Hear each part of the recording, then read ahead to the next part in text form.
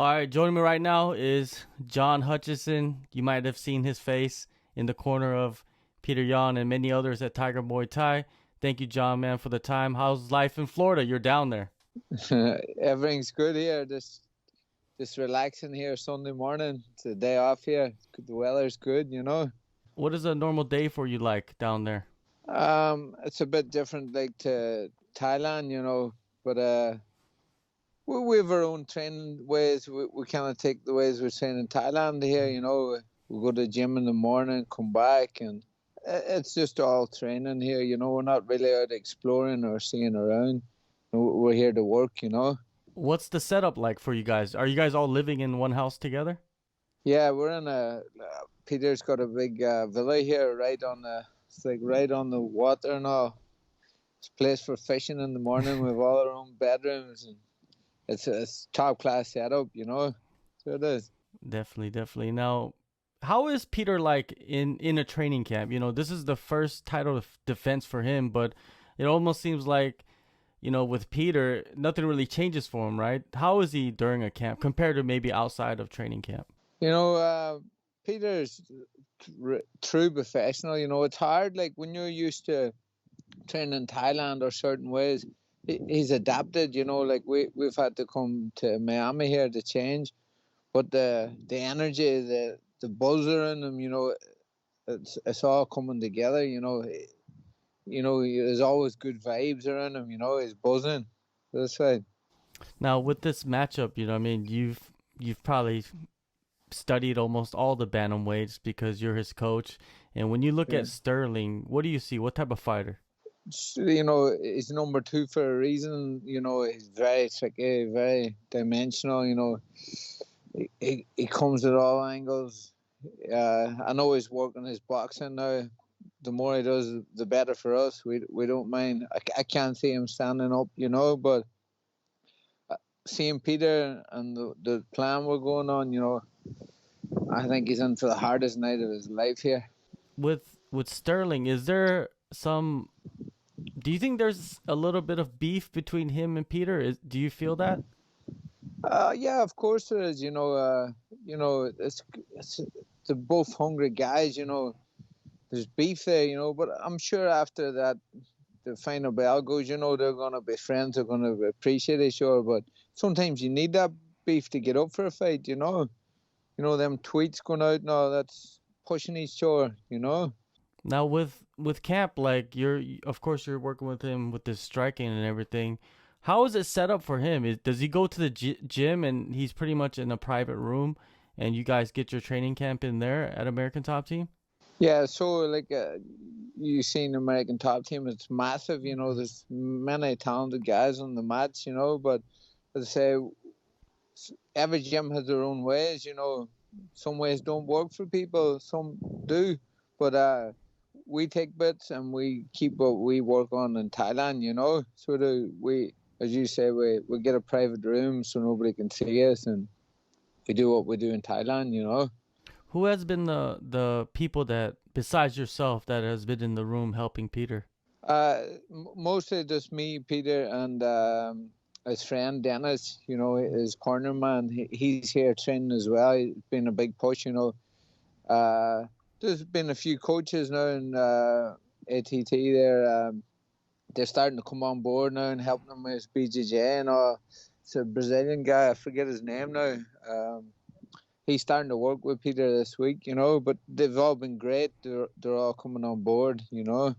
When you walk into American Top Team, of course, Tiger, they have a lot of big names coming through, but American Top Team, there's a lot of major high level fighters out there. Yeah, it's crazy. There's some great guys in the match, especially for the ground game is some of the best in the world here. So comparing to Tiger had that as well. Before COVID, it's very similar, but for now, from COVID time, there's no better place to train. Now, when you look at, going back to the title fight, of course, when you look at Sterling and when you study him deeper and deeper, do you feel like he has a great all-around game, or is he more of a grappler? Yeah, more of a grappler. You know, he can, as I say, he can practice all he wants striking. Don't get me wrong, he's very awkward. You know, he can shoot from all angles. You know, but compared to like Aldo and them guys at Peter's face, he ain't nearly striking wise. He doesn't carry that same power or threat. You know, it's more of a, you got to be so switched on, like for the takedowns, and it can just come with anywhere and submission you. You know. Do you see this fight playing out similar to like the Aldo fight, or do you see Peter being able to get in there and get it done fast? This, I can see it going fast. You know, Mm-hmm. so it is. I've never seen the guys so switched on. As I say, they're two hungry guys. You know, it's going to make a great fight. Who do you see him fighting, after this? Of course, he has to take care of Sterling, but there's a lot of contenders, right? Yeah, so as I say, them like we just keep our focus in this fight. You know, we have a hard fight to get past. As many doors opens up, then we got. Me personally, I like to see Cody Garbrandt. You know, TJ coming back. Many good fights out there. You know, but me, I'd be pushing for Cody after this fight if he wanted it. You know, it'd make a great fight. Two stand-up guys, and they clash. They don't like each other. They hate each other. Oh, you like that stylistic matchup of striker versus Yeah, striker. Boxer, yeah. basically boxer versus boxer, right? That's it. And since that night of the in Vegas, the Mhm. Ira Faber fight, me personally, I thought it was like rude and what I was doing, like and I want to put him to sleep as well. So you were there that night when they kind of went face to face. Yeah, I was there in the middle of it, So I had no rushing or nothing. I was there in the middle. So it was, What were they saying to each other? I just got a bit beefy and Hmm. then Peter just said, "Look, you're all talk, no chin," and then it has got into a scuffle now. Hmm. But you can just see that bit of a rudeness in him. So I'd like to end that. I know Peter can end him in style. As Peter said, he's got no chin, and that's the fight to make. You said earlier that you could see Peter taking out Sterling real fast. How fast, and what do you see as the keys to beating Sterling? Speed. As much as Aljamain wants to train, he hasn't got that fast twitch like Peter. He's so explosive and so fast. And speed is key with this guy. He can train all he wants for Peter, but he's not going to match it. When he gets hit with that speed, the shots you don't see coming, he's going to know about it. He's in for a long night. He can run. It's a small place. You can't go running forever in there. You're the boxing coach, and you have your accolades in boxing yourself. When you look at Peter, and he does have great hands, would it be a treat for you to actually coach him in a boxing camp? What I mean, outside of the UFC? Maybe down the line, boxing training is different to boxing MMA striking. It's two different ball games. It's totally different. Maybe down the line, it could get a big fight. Would say, yeah, let's do it. Let's go for a good long boxing camp and do it. He's friends with Golovkin. Now Golovkin follows him. Who knows? Let's go for a 10 camp with him.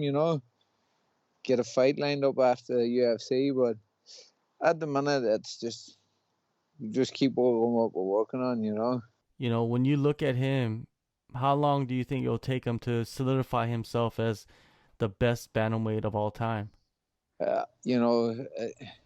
believe he'll be undisputed there for a while. He's when he's switched on and hungry the way he is, he's a hard man to beat. He's going to be a ruler for a long time here. All right, well, March 6th, man, UFC 259, massive fight, triple title night. John, thank you so much, man, for the time, and good luck to you. And man, it looks beautiful back there in the background where you're just sitting. It's beautiful here, but fishing and all here in the morning. Yeah, that's the lifestyle. Thank you so much, man, for the time. No problem. Thanks, John. Take a move in the ring. You can hit me with the words you fling.